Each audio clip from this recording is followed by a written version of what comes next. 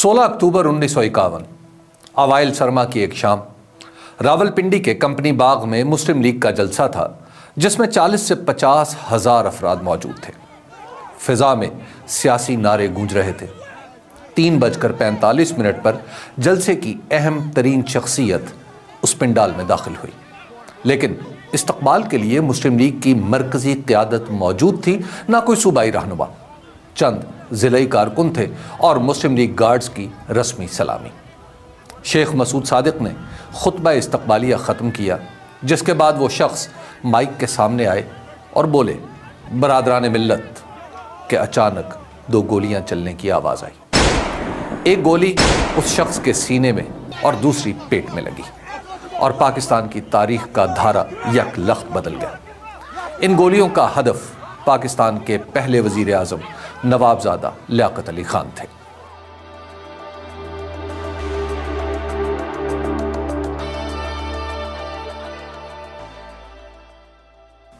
लियाकत अली खान की पैदाइश 1 अक्टूबर 1895 करनाल बरतानवी हिंदुस्तान में हुई। उनका ताल्लुक़ एक मुतमव्वल और बाअसर ख़ानदान से था। यह ख़ानदान मजमूई तौर पर 300 देहात का मालिक था, जिनमें से 60 देहात करनाल के निवाह में वाक़ थे। करनाल मौजूदा इंतज़ामी तकसीम के मुताबिक भारतीय रियासत हरियाणा का हिस्सा है। लियाकत अली खान के ख़ानदान का असल ताल्लुक़ साबका यूनाइटेड प्रोविंस और मौजूदा उत्तर प्रदेश यानी यूपी के ज़िला मुजफ्फरनगर से था, जहाँ इस ख़ानदान की बड़ी जायदाद भी थी। इसलिए उन्होंने अपनी सियासत का मरकज़ यूपी को बनाया और बाद में वहीं मुंतकिल हो गए। उस ज़माने के रवाज के मुताबिक लियाकत अली खान की इब्तदाई तालीम घर से ही शुरू हुई। घर में उर्दू, फ़ारसी और दीनी उलूम पर ख़ास तवज्जो दी गई। इब्तदाई बरसों में तालीम के साथ साथ उनकी दिलचस्पी फ़नून लतीफ़ा में भी नुमायाँ रही। मौसीकी, रक़्स और थिएटर से इतना शगफ़ था कि उन्होंने घर पर मौसीकी के बाकायदा सबक भी हासिल किए। रस्मी तालीम उन्होंने करनाल के स्कूल से हासिल की। उसके बाद वो सर सैयद अहमद ख़ान के कायम करदा MAO कॉलेज अलीगढ़ के स्कूल में दाखिल हुए। लियाकत अली ख़ान ने 1913 में बाकायदा तौर पर अलीगढ़ से ही कॉलेज की तालीम का आगाज़ किया। दौरान तालीम वो स्कूल और कॉलेज के इंतखाबात में बढ़ चढ़ कर हिस्सा लेते रहे और तलबा यूनियन की सरगर्मियों में भी अहम किरदार अदा किया। 1918 में उन्होंने पॉलिटिकल साइंस में BSc की डिग्री हासिल की।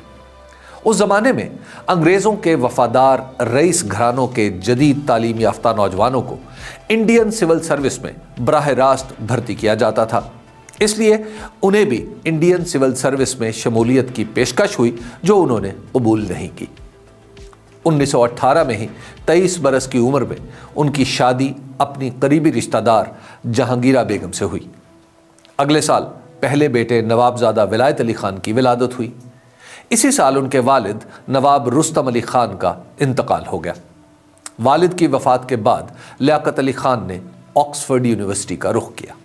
1922 में लंदन के इनर टेम्पल से बार एट लॉ की सनद हासिल की। उन्होंने इंग्लिस्तान में ही अंग्रेज़ी कानून के एक प्रोफेसर के साथ वकील की हैसियत में काम करना शुरू किया। कानून की प्रैक्टिस के साथ उन्होंने यूरोप के मुख्तलिफ ममालिक का सफ़र भी किया। 1923 में वतन वापस लौटे तो कांग्रेस के बाज़ रहनुमाओं ने उन्हें इस जमात में शामिल होने की पेशकश की, मगर उन्होंने ऑल इंडिया मुस्लिम लीग में बाकायदा शमूलियत इख्तियार कर ली। इब्तदा में वो मुत्तहिदा हिंदुस्तान और हिंदुस्तानी कौम परस्ती के तसव्वुर से करीब थे, लेकिन जवाहरलाल नेहरू से एक मुलाकात के बाद उनके सियासी ख्यालात में नुमायाँ तब्दीली आई। इस मुलाकात में लियाकत अली खान ने महसूस किया कि कांग्रेस की क़यादत का नज़रिया दर हकीकत हिंदू राज की तरफ माइल है, जिसके तहत मुसलमानों के सियासी, सकाफ़ती और मुआशी हुकूक़ का तहफ़्फ़ुज़ मुमकिन नहीं होगा। अब उन्होंने वाज़े तौर पर मुसलमानों के हुकूक़ की जद्दोजहद को अपनी सियासत का महवर बना लिया। 1923 में ही उन्होंने करनाल से पंजाब लेजिस्लेटिव असम्बली का इंतखाब लड़ा, लेकिन इसमें उन्हें कामयाबी न मिल सकी। इसके बाद उन्होंने अपनी सियासी सरगर्मियों का मरकज़ यूपी मुंतकिल कर लिया। 1924 में लाहौर में मुनक़िद होने वाले मुस्लिम लीग के इजलास के दौरान उनकी पहली मुलाकात कायदे आज़म मोहम्मद अली जिन्नाह से हुई। मई के इसी इजलास में, जिसकी सदारत कायदे आज़म मोहम्मद अली जिन्नाह ने की, मुस्लिम लीग के मकासद, प्रोग्राम और तंजीमी इस्तेहकाम पर गौर हुआ। लियाकत अली खान न सिर्फ शरीक इजलास थे बल्कि पार्टी के लिए नए मकासद की सिफारिशात भी उन्होंने पेश की। यही मौका था जब वो तेज़ी से मुस्लिम लीग के नुमायां रहनुमाओं में शुमार होने लगे। बाद में वो कलकत्ता के कौमी कन्वेंशन में जाने वाले वफ्द का भी हिस्सा बने। 1926 में उन्होंने यूपी की कानून साज काउंसिल का इंतखाब लड़ा। आज़ाद उम्मीदवार के तौर पर मुजफ्फरनगर के देही हलके से कामयाब हुए। इसी दौरान डेमोक्रेटिक पार्टी के नाम से कानून साज काउंसिल में एक ग्रुप भी तश्कील दिया। 1931 से 1936 तक लियाकत अली खान उत्तर प्रदेश की कानून साज काउंसिल के डिप्टी स्पीकर रहे। दिसंबर 1928 में उन्होंने कायदे आज़म के शाना बशाना नेहरू रिपोर्ट पर होने वाली बहस में हिस्सा लिया और मुसलमानों के सियासी और आइनी हुकूक का भरपूर दिफा किया। ये वो मरहला था जब उनकी सियासत महज नुमाइंदगी से बढ़कर क़यादत की सूरत इख्तियार कर रही थी। 1930 में वो पहली गोलमेज कॉन्फ्रेंस में शिरकत के लिए लंदन गए। अगरचे गोलमेज कॉन्फ्रेंस में अल्लामा इकबाल और कायदे आज़म जैसे बड़े नाम नुमाया थे, अलबत्ता लियाकत अली खान का किरदार एक खामोश, मुंतज़िम और मुखलिस साथी का था। 1931 में लियाकत अली खान की ज़िंदगी में एक नया मोड़ आया। दिल्ली के कॉलेज में उनकी मुलाकात एक ज़हीन, बावकार और गैर मामूली खूबसूरत खातून शीला आयरन पंत से होती है। उस वक्त मुआशियात की वो उस्ताद थीं। ये मुलाकात महज रस्मी नहीं थी। इसके बाद की मुलाकातों में यह तारुफ ज़हनी और फ़िक्री हम आहंगी में ढल गया। अगले ही साल शीला आयरन पंत ने इस्लाम कबूल किया। दिसंबर 1932 में दोनों का निकाह हुआ और वो बेगम राना लियाकत अली खान बनकर नवाबजादा की ज़िंदगी में आ गई। बेगम राना लियाकत अली खान की पैदाइश उत्तराखंड के इलाके अल्मोड़ा में एक ईसाई ख़ानदान में हुई थी। वो न सिर्फ लियाकत अली खान की शरीक हयात बनी बल्कि उनकी सियासी ज़िंदगी और तहरीक पाकिस्तान में मजबूत, बाशऊर और फ़आल साथी के तौर पर सामने आई। क़याम पाकिस्तान के बाद उन्होंने ऑल पाकिस्तान विमेंस एसोसिएशन यानी अपवा की बुनियाद रखी और आखिरी उम्र तक इसकी क़यादत करती रहीं। लियाकत अली खान अपनी अहलिया के हमरा 1933 में लंदन गए, जहां दोनों मियाँ बीवी ने कायदे आज़म को वतन वापस आने पर आमादा किया। नवाबजादा नसरुल्लाह खान के मुताबिक कायदे आज़म को हिंदुस्तान वापसी पर आमादा करना लियाकत अली खान की अहम सियासी कामयाबियों में शुमार होता है। अल्लामा मोहम्मद इकबाल और अब्दुल मतीन चौधरी के खतूत के साथ साथ लियाकत अली खान और उनकी अहलिया की ये मुलाकातें आखिरकार रंग लाईं और कायदे आज़म ने वापसी की हामी भर ली और हिंदुस्तानी सियासत में दोबारा दिलचस्पी लेना शुरू कर दी। 1936 में मुस्लिम लीग के बॉम्बे इजलास में कायदे आज़म की तजवीज़ पर लियाकत अली खान को ऑल इंडिया मुस्लिम लीग का सेक्रेटरी मुंतखब किया गया। ये वही ओहदा है जिसे आजकल सेक्रेटरी जनरल कहा जाता है। इस ओहदे के लिए पंजाब से राजा गजनफर अली खान भी उम्मीदवार बनना चाहते थे, मगर उनके पास दिल्ली में अपना घर नहीं था। इसी बुनियाद पर कायदे आज़म ने उन्हें सेक्रेटरी का उम्मीदवार बनने से मना कर दिया। लियाकत अली खान ने यह जिम्मेदारी क़याम पाकिस्तान तक निभाई और मुस्लिम लीग को महदूद अशराफिया से निकालकर अवाम तक लाने में अहम किरदार अदा किया। जब वो ऑल इंडिया मुस्लिम लीग के सेक्रेटरी मुंतखब हो गए तो यूपी के पार्लिमानी बोर्ड की तश्कील पर उनके और चौधरी खलीकुज़्ज़मा के दरमियान इख्तलाफात पैदा हो गए। ये इख्तलाफ जब कायदे आज़म के सामने पेश हुआ तो उन्होंने चौधरी खलीकुज़्ज़मा के हक़ में फ़ैसला दिया। इस पर लियाकत अली खान नाराज़ होकर एक हुकूमती वफ़द का हिस्सा बनकर लंदन चले गए। इसी नाराज़गी के बायस उन्होंने 1937 के इंतखाबात मुस्लिम लीग के टिकट पर नहीं लड़े, बल्कि वो आज़ाद हैसियत में इलेक्शन में खड़े हुए। 1940 में वो पहली मरतबा मरकज़ी कानून साज असम्बली के रुकन मुंतखब हुए, जहां उन्होंने मुस्लिम लीग के डिप्टी पार्लिमानी लीडर के तौर पर खिदमत सरअंजाम दी। 23 मार्च 1940 को लाहौर के मंटो पार्क में मुस्लिम लीग का तारीखी इजलास हुआ, जिसमें करारदाद पाकिस्तान मंजूर हुई। इस इजलास में लियाकत अली खान इंतज़ामी उमूर, तंजीम साजी और कायदे आज़म की मुआवनत करते रहे। 1943 में कायदे आज़म ने लियाकत अली खान को अपना दायां हाथ करार देते हुए कहा, लियाकत अली खान ने अपने फ़राइज़ की अंजाम दही में दिन रात एक कर दिए हैं। वो अगरचे नवाबजादा हैं लेकिन आम अफराद की तरह काम करते हैं। मैं दूसरे नवाबों को भी मशवरा दूंगा कि इनसे सबक हासिल करें। इसी बरस 26 दिसंबर को कराची में ऑल इंडिया मुस्लिम लीग के इजलास से खिताब करते हुए कायदे आज़म ने कहा कि लियाकत अली खान तहरीक पाकिस्तान और मुस्लिम लीग का सारा बोझ अपने कंधों पर उठाए हुए हैं। 1945-46 के इंतखाबात में लियाकत अली खान ने मीरठ के हलके से कामयाबी हासिल की। वो मुस्लिम लीग के मरकज़ी पार्लिमानी बोर्ड के चेयरमैन भी थे, जिसके नतीजे में ऑल इंडिया मुस्लिम लीग ने मुसलमानों के लिए मखसूस नशिस्तों पर 87% कामयाबी हासिल की। इसी दौर में उन्होंने काबीना मिशन के साथ मज़ाकरात में कायदे आज़म की मुआवनत की। 2 सितंबर 1946 को अबूरी हुकूमत का क़याम अमल में आया, जिसका मकसद बरतानवी राज से इख्तियारात की मुंतकिली के अमल को सहल बनाना था। ये हुकूमत 15 अगस्त 1947 तक कायम रही। इस हुकूमत के सरबराह पहले लॉर्ड वेवल और फिर लॉर्ड माउंटबेटन थे। जवाहरलाल नेहरू अमलन वज़ीर आज़म के तौर पर फ़राइज़ अंजाम दे रहे थे। इब्तिदा में मुस्लिम लीग ने इसमें शामिल होने से इनकार किया था, लेकिन अक्टूबर 1946 में मुस्लिम लीग के नुमाइंदे इसमें शामिल हो गए। कायदे आज़म के बकौल मुस्लिम लीग अबूरी हुकूमत में इसलिए शामिल हुई ताकि पाकिस्तान के हुसूल की जिद्दोजहद को अंदर से मजबूत किया जा सके। लियाकत अली खान इस हुकूमत में मुस्लिम लीग के ब्लॉक की क़यादत कर रहे थे। उन्हें वजारत ख़जाना का कलमदान सौंपा गया। बतौर वज़ीर ख़जाना उन्होंने जो बजट पेश किया वो आम आदमी का बजट के नाम से मशहूर हुआ, जिससे कांग्रेस और सरमायादार तबके में हलचल मच गई।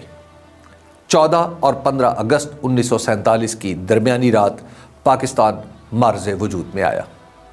अगली सुबह यानी 15 अगस्त को लियाकत अली खान ने मुल्क के पहले वज़ीर आज़म की हैसियत से हल्फ उठाया। वाज़ेह रहे कि बतौर वज़ीर आज़म वो कायदे आज़म का पहला इंतखाब नहीं थे।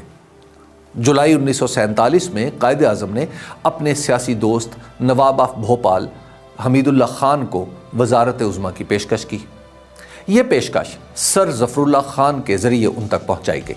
नवाब साहब ने ज़ाती वजूहात और रियासत भोपाल के मामलात की वजह से इस पेशकश को माज़रत के साथ मुस्तरद कर दिया।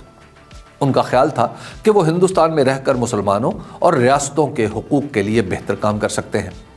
उस वक्त वो चेंबर ऑफ प्रिंसेस के चांसलर भी थे, इसलिए कायदे आज़म को वज़ारत उज़्मा का फ़ैसला लियाकत अली खान के हक़ में करना पड़ा। साबिक़ वज़ीर आला सिंध अयूब खोड़ो के बकौल अप्रैल 1948 में कायदे आज़म ने कहा, मेरा वज़ीर आज़म मामूली काबिलियत का हामिल है। मुत्तहिदा पंजाब के साबिक़ वज़ीर आज़म सरदार सिकंदर हयात के बेटे सरदार शौकत हयात, जो पाकिस्तान की पहली दस्तूर साज असम्बली के रुकन भी थे, लिखते हैं कि जाली खतूत के ज़रिए माउंटबेटन को पाकिस्तान का गवर्नर जनरल बनने से रोकने की मुहिम, कश्मीर और रियासत हैदराबाद दक्कन के मामलात का बाहम उलझना और कायदे आज़म के अल्फाज में खोटे सिक्कों की फहरिस्त, इन सब में लियाकत अली खान का नाम भी आता है। लियाकत अली खान के दौर में पंजाब की सूबाई असम्बली के इंतखाबात हुए। पाकिस्तान के इन पहले इंतखाबात में सरकारी उम्मीदवारों को जितवाने के लिए दबाकर धांधली की गई। अवामी सतह पर इस धांधली को झरलू फेरना कहा गया। बाज़ तारीखी माखज़ों के मुताबिक लियाकत अली खान बराह रास्त इस धांधली में मुलव्विस थे, क्योंकि वो हुसैन शहीद सोहरवर्दी के उम्मीदवार इफ्तिखार ममदोट को हर सूरत हराना चाहते थे। उन पर यह इल्ज़ाम भी लगता है कि उन्होंने कायदे आज़म की वफ़ात के बाद भारत के साथ अक़लियतों के तहफ़्फ़ुज़ के मुआहदे के बावजूद गैर मुस्लिम अक़लियत की हिफाजत नहीं की, ताकि वो यहाँ से निकल जाएं और महाजरीन को कराची में आबाद किया जा सके। बज़ाहिर इस आबादकारी का मकसद अपने लिए असम्बली की नशिस्त का बंदोबस्त करना था। इस आबादकारी की एक यादगार कराची का इलाका लियाकताबाद है, जो लालू खेत कहलाता था। फिर महाजर आबादी की वजह से इसका नाम ही लियाकताबाद हो गया। ये सब फैसले आगे चलकर शहर में लिसानी और सियासी मसाइल की बुनियाद बने। लियाकत अली खान पाकिस्तान की सियासत में बुनियादी तौर पर तन्हाई का शिकार हो गए थे। उनके सियासी असर व रसूख का इलाका यूपी था, जो भारत में ही रह गया था। पाकिस्तान के हिस्से में जो इलाके आए, वहाँ दीगर सियासतदान उनसे बहुत आगे थे। उनका सियासी असासा कायदे आज़म की हमायत के सिवा कुछ नहीं था, मगर कायदे आज़म को भी उनके तर्ज़ फ़िक्र और अंदाज़े हुक्मरानी पर कुछ एतराज़ात थे। इस तरह का एक वाक़या मोहतरमा फ़ातिमा जिन्ना अपनी किताब मेरा भाई में लिखती हैं कि मैं कायदे आज़म के पास बैठी हुई थी جب مجھے معلوم ہوا کہ وزیر اعظم اور سیکریٹری جنرل چودھری محمد علی ان سے ملنا چاہتے ہیں۔ میں نے اس کی اطلاع ان کو دی۔ وہ مسکرائے اور بولے، فاتی تم جانتی ہو وہ یہاں کیوں آیا ہے؟ میں نے کہا کہ مجھے اس کی آمد کا کوئی اندازہ نہیں۔ وہ بولے، وہ یہ جاننا چاہتا ہے کہ میری بیماری کتنی شدید ہے، میں کتنا عرصہ مزید زندہ رہ سکتا ہوں۔ چند منٹ بعد انہوں نے مجھ سے کہا، نیچے جاؤ، وزیر اعظم سے کہو میں اس سے ابھی ملوں گا۔ فاطمہ جناح نے کہا، لیکن بہت دیر ہو چکی ہے، وہ کل صبح آپ سے مل لیں گے۔ قائد اعظم نے کہا، نہیں، اسے ابھی آنے دو، وہ خود آ کر اپنی آنکھوں سے دیکھ لے۔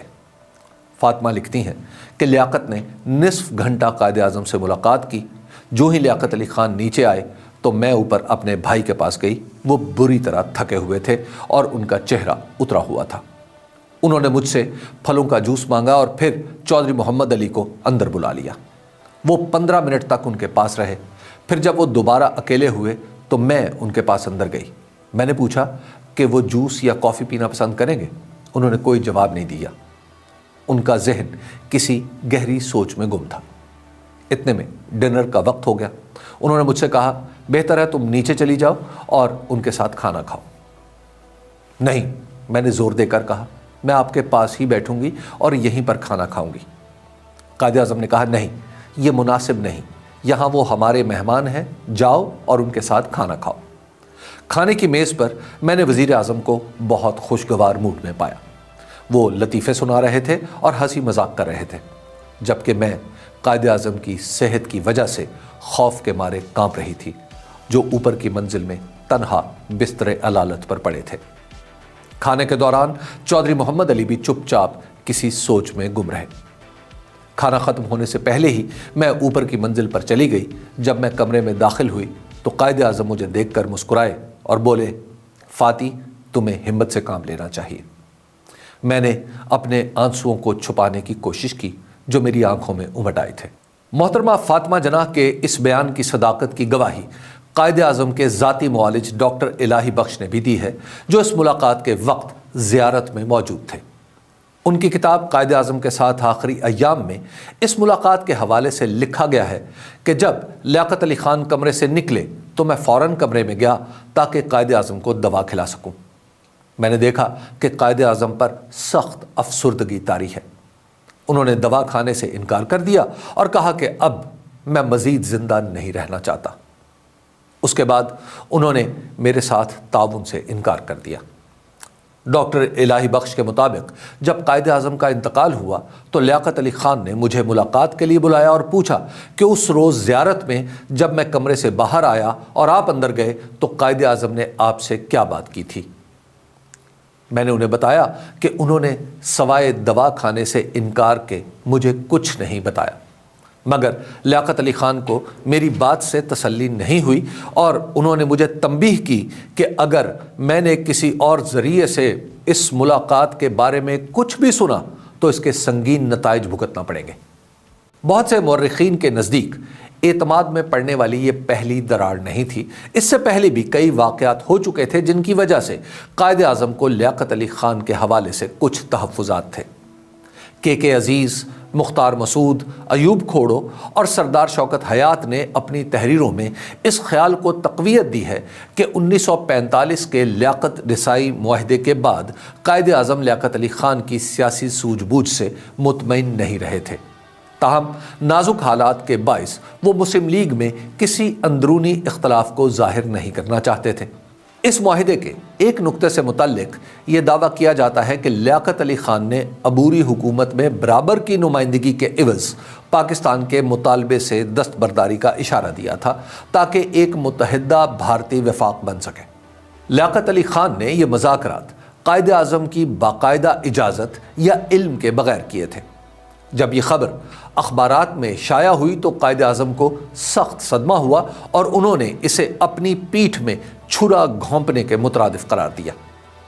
قائد اعظم نے فوری طور پر اس معاہدے کو مسترد کر دیا کیونکہ یہ مسلم لیگ کے بنیادی موقف یعنی پاکستان کے مطالبے کے منافی تھا۔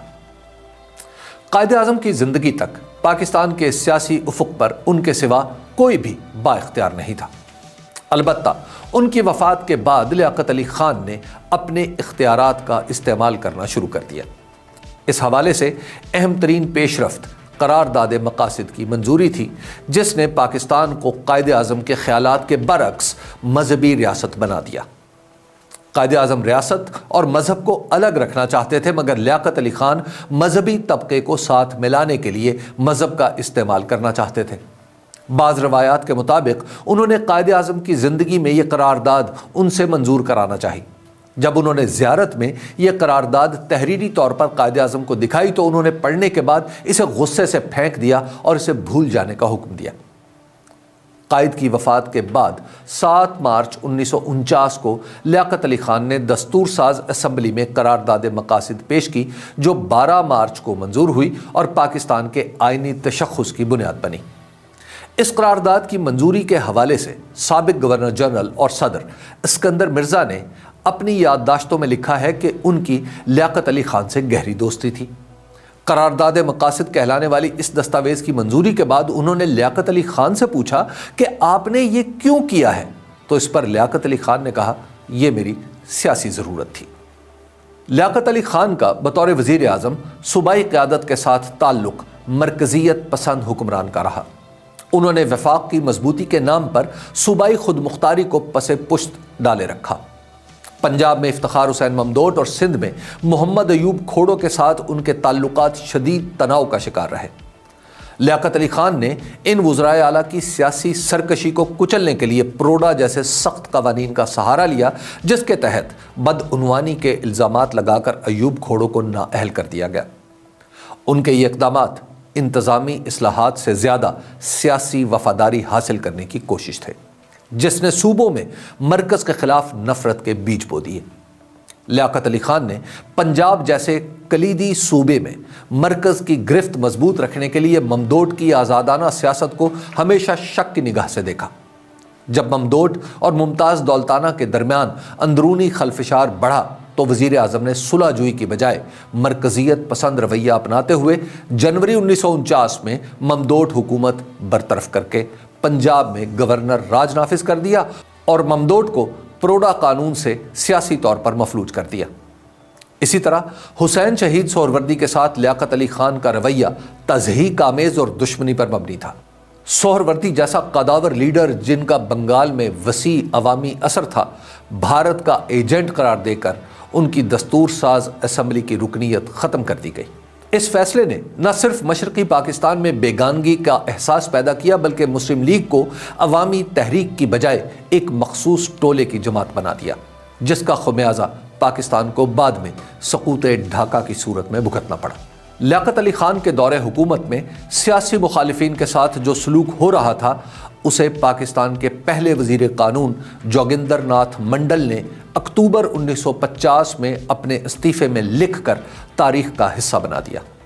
انہوں نے لکھا کہ قائد اعظم کی وفات کے بعد اقلیتوں کے ساتھ بہتر سلوک ہو رہا ہے، نہ ملک میں بنیادی آزادیوں کا کوئی تصور باقی بچا ہے۔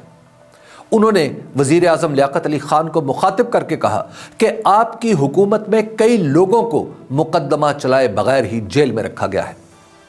ان واقعات کا سیاسی پہلو اپنی جگہ، لیکن لیاقت علی خان کے حوالے سے قائد اعظم کے تحفظات کے ساتھ ساتھ ان پر عملی اعتماد کی بھی کئی گواہیاں موجود ہیں۔ اسی عہد کے ممتاز سول بیوروکریٹ سید ہاشم رضا نے قائد اعظم محمد علی جناح اور نوابزادہ لیاقت علی خان کے فکری اور سیاسی رشتے کو چین کے ماؤ زے تونگ اور چو انلائی سے تشبیہ دی۔ یہ محض ایک استعارہ نہیں تھا، بلکہ اس غیر معمولی وحدت فکر کا اعتراف تھا جس کے تحت قائد اعظم نے عوامی اجتماعات میں جن دو شخصیات کی خدمات کا برملا اعتراف کیا، ان میں سے ایک لیاقت علی خان تھے۔ ایک موقع پر قائد اعظم نے ان کی قربانیوں کو کارل مارکس کی اصطلاح پرولتاری سے تعبیر کیا تھا، یعنی وہ شخص جو سب کچھ قوم پر نچھاور کر کے غریب ہو چکا ہے۔ اسی طرح جب قائد اعظم نے اپنے وصیت نامے پر عمل درآمد کے لیے محترمہ فاطمہ جناح کے ساتھ لیاقت علی خان کو اپنا وصی مقرر کیا، یہ بھی کوئی رسمی فیصلہ نہیں تھا، بلکہ قیادت کی امانت کا اعلان بھی تھا۔ 27 دسمبر 1947 کو محترمہ فاطمہ جناح اور بیگم رانا لیاقت علی خان کے مابین غلط فہمی پیدا ہوئی۔ اس کے نتیجے میں لیاقت علی خان نے وزارت عظمیٰ کے عہدے سے استعفیٰ پیش کیا تو قائد اعظم نے اسے فوراً مسترد کر دیا۔ اگر اعتماد کی فضا کمزور ہوتی تو یہ استعفیٰ قبول بھی ہو سکتا تھا، مگر اس کی ایک توجہ یہ بھی ہو سکتی ہے کہ پاکستان بننے کے صرف 3 ماہ بعد وزیر اعظم کی تبدیلی دنیا کو اچھا پیغام نہ دیتی۔ اپریل 1950 میں لیاقت علی خان نے بھارتی وزیر اعظم جواہر لال نہرو کے ساتھ ایک معاہدہ کیا جو لیاقت نہرو معاہدے کے نام سے جانا جاتا ہے۔ اس معاہدے کا مقصد دونوں ممالک میں اقلیتوں کے حقوق کا تحفظ کرنا تھا۔ معاہدے کے تحت مہاجرین کو اپنی جائیدادیں بیچنے یا سنبھالنے کے لیے واپس جانے کی اجازت دی گئی تھی، لیکن بڑھتی ہوئی فرقہ وارانہ نفرت اور دونوں ممالک میں مقامی مزاحمت کے باعث لاکھوں مہاجرین اپنی جائیدادوں سے مستقل طور پر محروم ہو گئے۔ جائیدادوں کے بدلے معاوضے کی ادائیگی کا نظام انتہائی سست اور پیچیدہ رہا، جس سے بے گھر ہونے والے افراد کی معاشی بحالی ممکن نہیں ہو سکی۔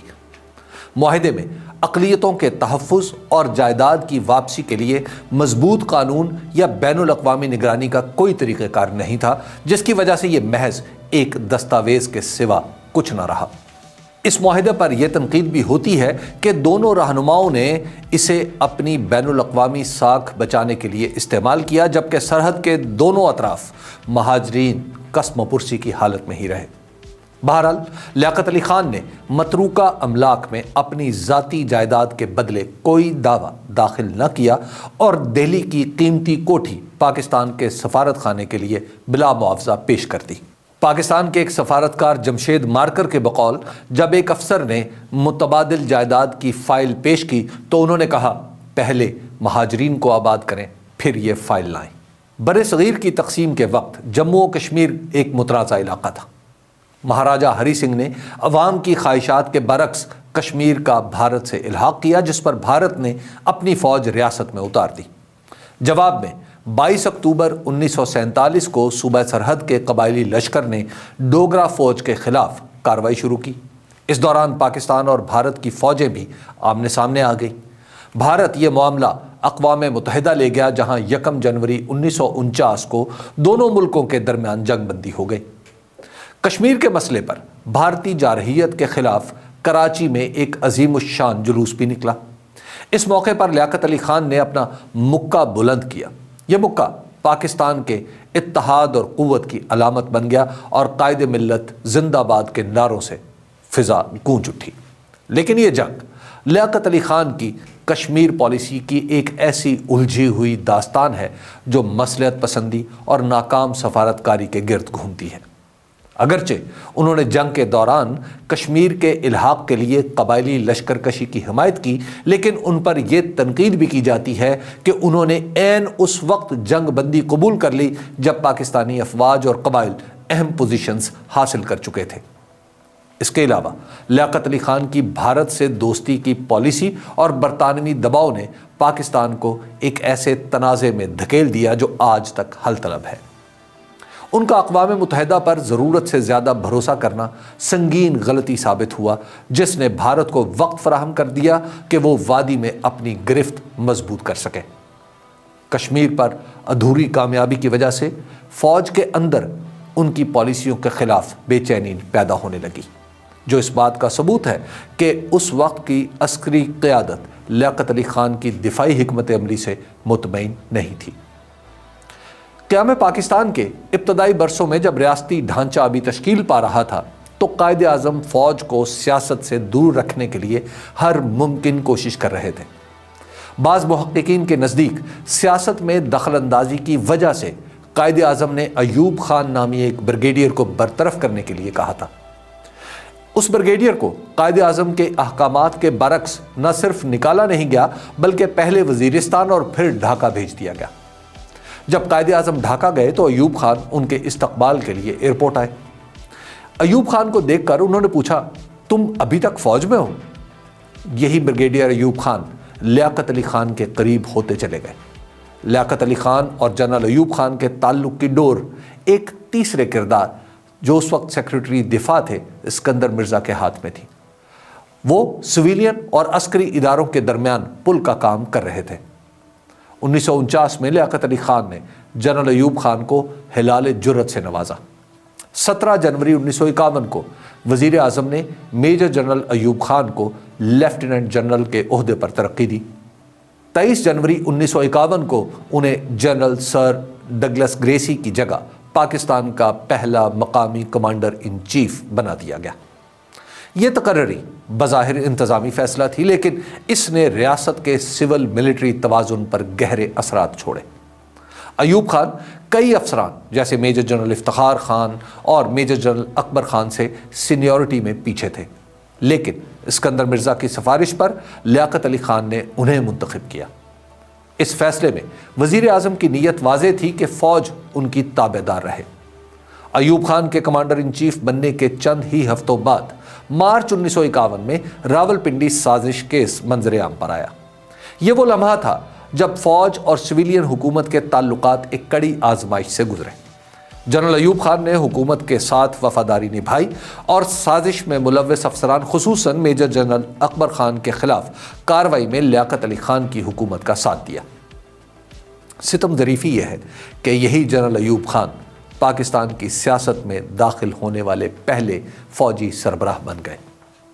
लियाकत अली खान ने 1949 में आज़ाद खारजा पॉलिसी का ऐलान किया था।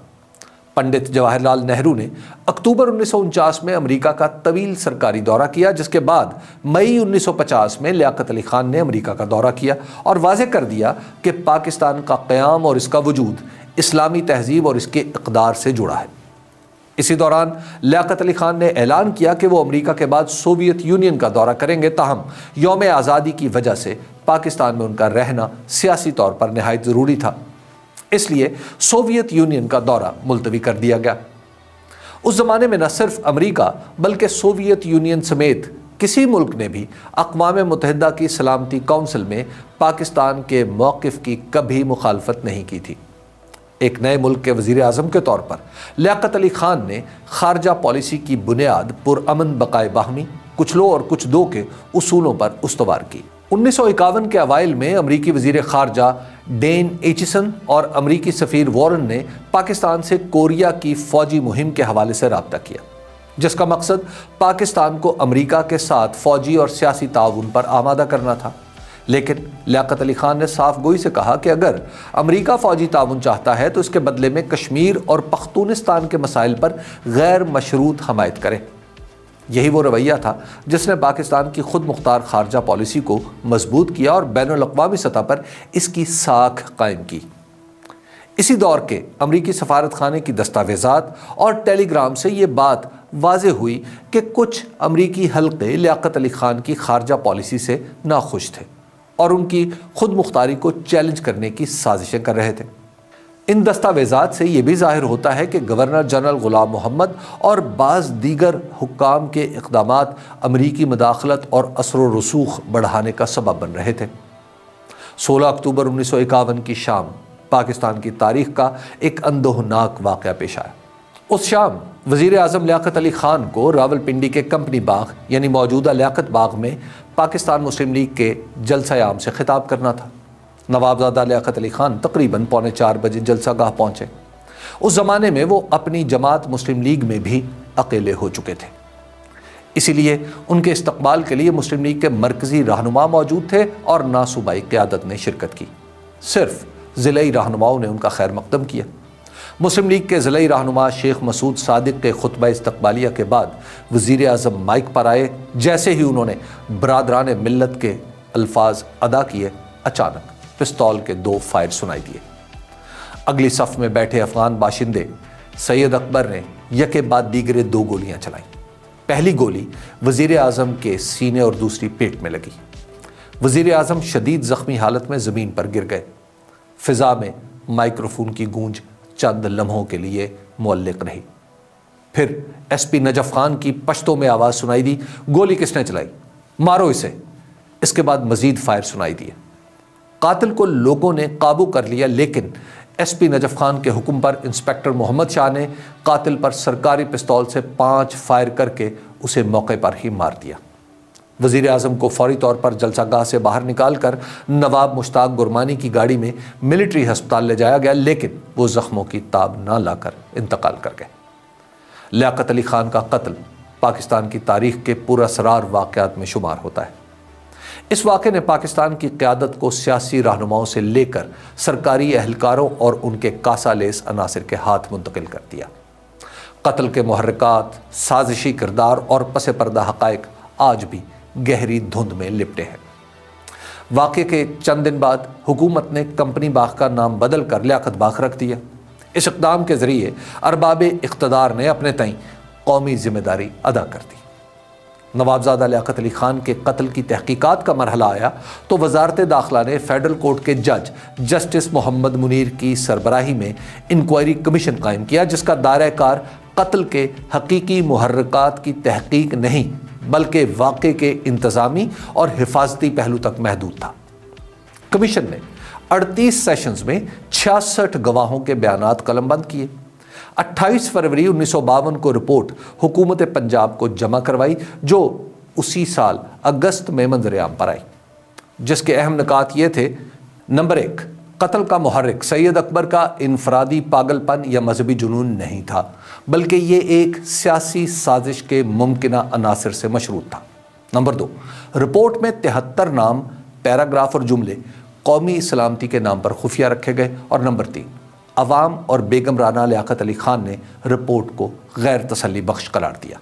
اس کے علاوہ پولیس کے اعلیٰ افسر نوابزادہ اعتزاز الدین کو بھی تحقیقات سونپی گئیں، لیکن وہ 26 اگست 1952 کو طیارہ حادثے میں مارے گئے اور تمام دستاویزات ضائع ہو گئی۔ CID اور پولیس رپورٹس کے مطابق قتل کے پیچھے بین الاقوامی اور داخلی عناصر بھی شامل تھے۔ قاتل سید اکبر کے ذاتی فعل کو بعض اخبارات نے بڑھا چڑھا کر پیش کیا۔ بیگم رانا لیاقت علی خان نے اپنے شوہر کے قتل کے بعد کئی سوالات اٹھائے کہ کیا وہ اپنے مخالفین کی سازش سے آگاہ تھے؟ جلسہ گاہ میں موجود قاتل کو موقع پر ہی کیوں مارا گیا؟ قاتل کو مارنے والے افسر کو سرزنش کرنے کی بجائے ترقی کیوں دی گئی؟ یہ سوالات آج بھی عوام کے ذہن میں موجود ہیں اور تاریخی حقیقت اب بھی مکمل طور پر واضح نہیں ہو سکی۔ لیاقت علی خان جب شہید کیے گئے تو جنرل ایوب خان فوج کے سربراہ تھے۔ یہ شہادت محض ایک فرد کا خاتمہ نہیں تھی، بلکہ وہ لمحہ تھا جہاں سویلین قیادت کی مضبوط گرفت ٹوٹ گئی۔ اس کے بعد پیدا ہونے والا سیاسی خلا، کمزور قیادت اور بیوروکریسی اور فوج کا بڑھتا ہوا اثر، یہ سب عوامل تھے جنہوں نے آنے والے برسوں میں ایوب خان کے لیے سیاست میں قدم رکھنے کی راہ ہموار کر دی۔ لیاقت علی خان کی شہادت کے بعد پاکستان میں اقتدار کی تبدیلی نے خارجہ پالیسی پر بھی اثر ڈالا۔ امریکی اثر و نفوذ بڑھ گیا۔ جو لوگ لیاقت علی خان کے دور میں پاکستان کو امریکی یا کسی بھی کیمپ سے وابستہ کرنے کے مخالف تھے، وہ پالیسی بدل دی گئی۔ جوناگڑھ، مناوادر، سردار گڑھ اور منگرول جیسی ریاستی تنازعات میں بھی قائد اعظم اور لیاقت علی خان کا موقف غیر متزلزل رہا۔ داخلی محاذ پر مہاجرین کی آباد کاری، دارالحکومت کی تعمیر، مرکزی سیکریٹریٹ، وزارتوں کی تشکیل اور فوجی اثاثوں کی منتقلی جیسے فوری مسائل کے باوجود دستور سازی کو نظر انداز نہیں کیا گیا۔ پاکستان میں آئین بنانا بھارت کی طرح سیدھا معاملہ نہیں تھا۔ دو بازوؤں کے درمیان 1000 میل کا فاصلہ، اسلامی خد و خال، صوبائی خود مختاری اور اقلیتوں کے حقوق جیسے سوالات وقت چاہتے تھے۔ وہ بطور وزیر اعظم ہر ماہ مشرقی پاکستان جاتے تاکہ وہاں محرومی کا احساس جنم نہ لے۔ ان کے دور میں مرکزی بجٹ زائد آمدنی کا حامل رہا اور تجارت میں توازن پاکستان کے حق میں ہی رہا۔ خارجہ پالیسی میں انہوں نے ایک طرف چین کی نوزائیدہ عوامی جمہوریہ کو تسلیم کیا اور دوسری طرف لیاقت نہرو پیکٹ کے ذریعے خطے میں امن کی کوشش بھی کی۔ امریکہ کی خواہش کے باوجود ایران کے اندرونی معاملات میں مداخلت اور کوریا کی جنگ میں افواج بھیجنے سے انکار کیا۔ البتہ پاکستان کو مالی فوائد سے محروم نہیں ہونے دیا۔ جاپان پر عائد جنگی تاوان میں پاکستان کے حصے کی رقم معاف کرنا اور انڈونیشیا کی جدوجہد آزادی میں عملی تعاون، یہ سب نو آبادیاتی نظام کے خلاف ان کے عملی اقدامات تھے۔ انہوں نے 1949 اور 1951 میں کراچی میں اسلامی اقتصادی کانفرنس منعقد کرائی۔ ان کی عالمی اسلامی سرگرمیوں کو بعض ناقدین نے خلافت اسلامیہ کے احیاء کی خواہش سے تعبیر کیا اور ان پر خلیفہ بننے کا الزام لگایا۔ سوویت یونین کی طرف سے پہلے دعوت ملنے کے باوجود امریکہ جانے کا انتخاب، آئین سازی میں تاخیر، بیوروکریسی کا غیر معمولی طاقتور ہو جانا، صوبائی خود مختاری کے مطالبات کو نظر انداز کرنا، سیاسی مخالفین کے ساتھ زور زبردستی اور راولپنڈی سازش کیس میں سخت رویہ، یہ سب وہ فیصلے تھے جو ان کی کمزوری کا باعث ہیں۔ قدرت اللہ شہاب کے مطابق لیاقت علی خان نہ کوئی دے مالائی ہیرو تھے، نہ محض فائلوں میں دفن ایک سرکاری نام۔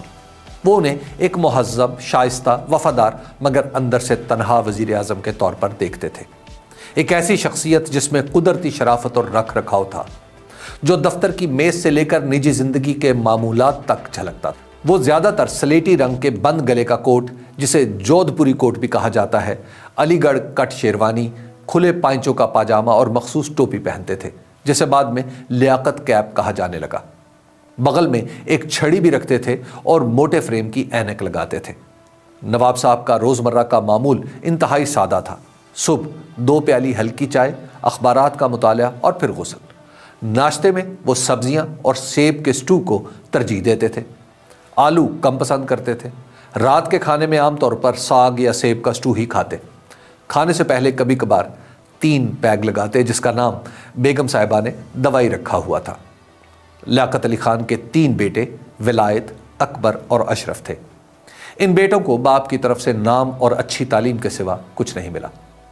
ان تینوں میں سے صرف اکبر علی خان نے سیاست میں کچھ دیر کے لیے حصہ لیا اور 1977 میں پیپلز پارٹی کے ٹکٹ پر لیاقت آباد کراچی سے صوبائی اسمبلی کا الیکشن لڑا، مگر ناکامیاب رہے۔ انہوں نے مہاجر قومی موومنٹ کے دور میں لسانی سیاست کا حصہ بننے سے بھی صاف انکار کیا۔ پاکستان کے پہلے وزیر اعظم کی بیوی یا بچوں میں سے اب کوئی بھی زندہ نہیں۔